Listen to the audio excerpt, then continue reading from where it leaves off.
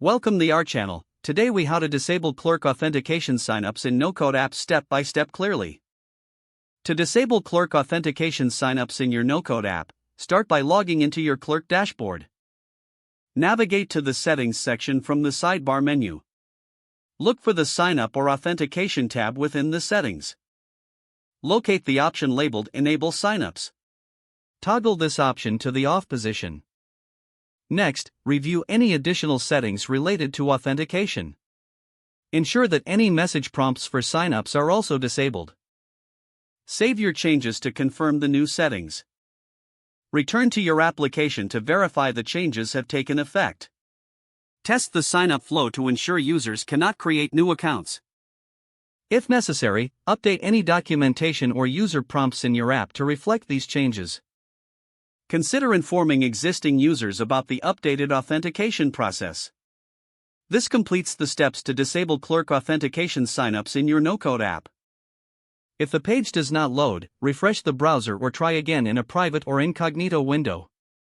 Make sure you are using the correct email address, then retype it carefully to avoid small typos. If your password is not accepted, use the reset option and create a new strong password you can remember.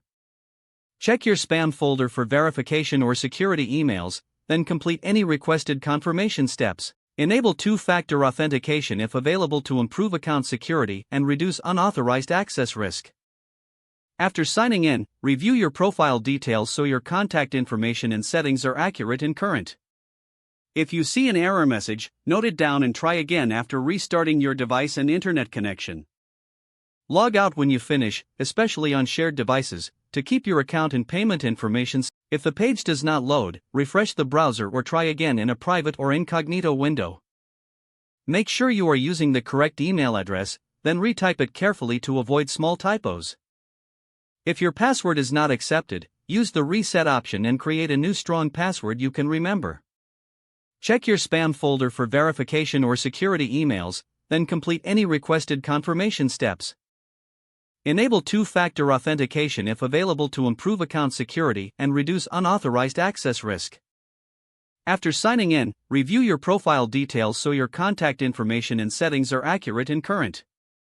If you see an error message, note it down and try again after restarting your device and internet connection.